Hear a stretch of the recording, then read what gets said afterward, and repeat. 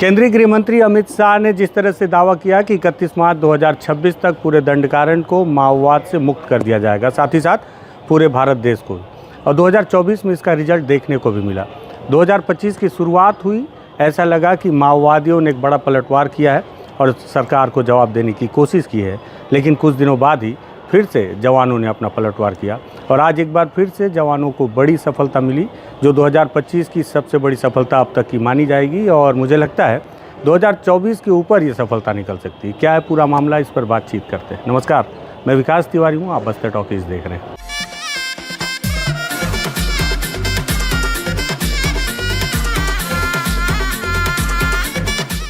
दरअसल जिस तरह से आपने देखा कि 2024 में माओवादियों के खिलाफ उस इलाके में बड़ी मुठभेड़ हुई, अबुझमाड़ के पूरे इलाके में,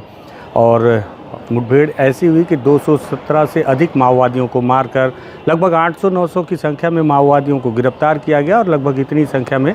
माओवादियों ने समर्पण भी किया है पुलिस के सामने, सरकार के सामने। साथ ही साथ ये पहली दफ़े होगा जब से छत्तीसगढ़ का निर्माण हुआ कि 24 साल के अंतराल में ये पहली दफ़े 2024 में सबसे ज़्यादा ऑटोमेटिक वेपन वापस रिकवर किए गए, वो हथियार जो माओवादियों ने किसी समय जवानों से लूट लिए थे। ये भी सफलता का सबसे बड़ा आंकड़ा हुआ करता था। लेकिन अब 2025 के शुरुआत में हालांकि जवानों को नुकसान ज़रूर हुआ। कुटरू के इलाके में माओवादियों ने एक आईडी बम को ब्लास्ट किया, जिसमें 8 जवान शहीद हो गए और एक सिविल ड्राइवर की भी मौत हुई। लेकिन उसके ठीक कुछ दिन बाद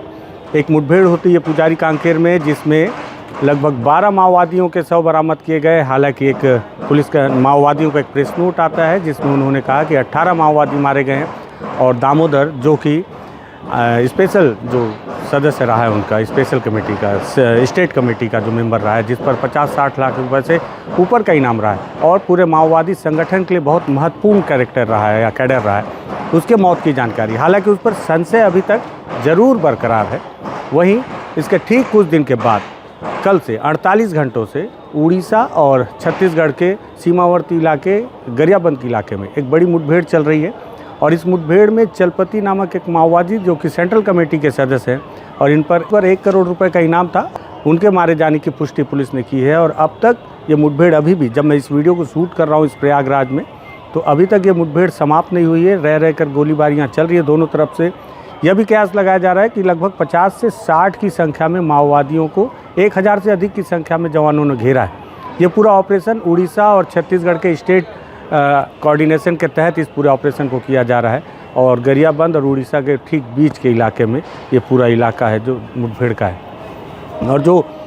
चलपति मारे गया है, चलपति पर 1 करोड़ रुपए का इनाम था और इन पर यह जवाबदारी थी कि उड़ीसा में जिस तरह से आने वाले समय में, क्योंकि माओवादियों ने सबसे पहले एमएमसी जोन बनाने की तैयारी की, महाराष्ट्र, मध्य प्रदेश और छत्तीसगढ़, लेकिन दीपक तिलतुमड़े के द्वारा जो जानकारी, जो वहाँ पे तैयारियाँ की जा रही थी और सफल नहीं हो पाए थे, तब माओवादियों के लिए जो अगला चरण था वो उड़ीसा का कोई इलाका था, क्योंकि दंडकारण के कई इलाकों में जो अबुझमाड़ का इलाका था,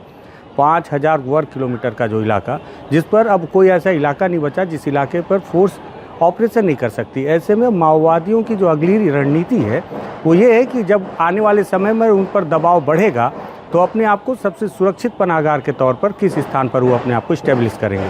और ये जिम्मेदारी चलपति को दी गई और चलपति ने उड़ीसा की कमान भी संभाली, वहाँ के सुप्रीम चीफ भी रहे वो सुप्रीम, और उनकी जिम्मेदारी थी कि संगठन के लिए वहाँ पर एक ज़मीन तैयार करें ताकि बड़े कैडर को वहाँ पर शिफ्ट किया जा सके और ये जो माओवाद की लड़ाई है, इनकी जो विचारधारा है, उसे सुरक्षित रखा जा सके। इसको लेकर बीते दिनों सेंट्रल कमेटी की एक दस्तावेज भी महाराष्ट्र के फोर्स को मिला था, जिसमें उन्होंने इस बात का जिक्र किया था कि समय अनुकूल नहीं है। आने वाले समय में संगठन की इस लड़ाई को बचाने के लिए, बड़े कैडरों को बचाने के लिए, बड़े कैडरों को अलग अलग स्थानों पर भूमिगत करके उन्हें सुरक्षित रखना एक बड़ी चुनौती होगी और साथ ही साथ जो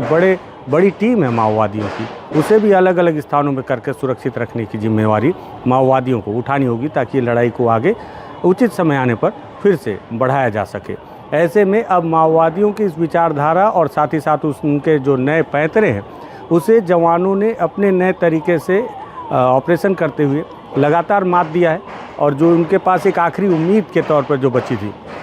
उड़ीसा की ज़मीन, मुझे लगता है कि वहाँ इंटर करने से पहले ही जवानों ने उन्हें वहाँ पर घेर कर ये बड़ा नुकसान दिया है। हालांकि अभी जब तक इस वीडियो को शूट कर रहे हैं तो 20 माओवादियों के मारे जाने की पुष्टि हो चुकी है। 14 माओवादियों के शव बरामद किए जा चुके हैं। कुछ ऑटोमेटिक वेपन और बड़ी मात्रा में माओवादियों के सामान भी बरामद किए जा चुके हैं और कहा जा रहा है कि संभवतः यह आंकड़ा बढ़ सकता है। प्रयागराज से आपके लिए हमने इस वीडियो को इसलिए तैयार किया गया है क्योंकि ये बहुत महत्वपूर्ण है, वो भी उस समय में जब कुछ दिनों पहले ही दामोदर का मारा जाना, जो कि संगठन के लिए एक बहुत ही ज़्यादा नुकसानप्रद है। संगठन के लिए इसलिए क्योंकि दामोदर वो शख्सियत है जो अपने माओवादी संगठन के लिए लॉजिस्टिक और बारूद और हथियारों की व्यवस्था किया करता था। उसको लेकर भी तमाम खबरें आपने गूगल पे सर्च करके अगर चाहें तो पढ़ सकते हैं कि वो कितना महत्वपूर्ण था अपने संगठन के लिए। और उसके ठीक कुछ दिन के बाद चलपति का मारा जाना एक बार फिर से माओवादियों के लिए 2025 का ये सबसे बड़ा नुकसान निश्चित ही तौर पर साबित होगा। मुझे लगा कि ये वीडियो बेहद महत्वपूर्ण है, इसलिए आपके लिए इसे हमने शूट किया, तैयार किया। अगर आपको लगता है कि महत्वपूर्ण जानकारी है तो इसे शेयर कीजिएगा। लगे कि हम तथ्यात्मक मुद्दों पर बातचीत कर रहे हैं और ग्राउंड पर जाकर हकीकत कहानियाँ निकाल कर लाने की कोशिश करते हैं तो आप बस्तर टॉकीज को सब्सक्राइब कीजिएगा। धन्यवाद।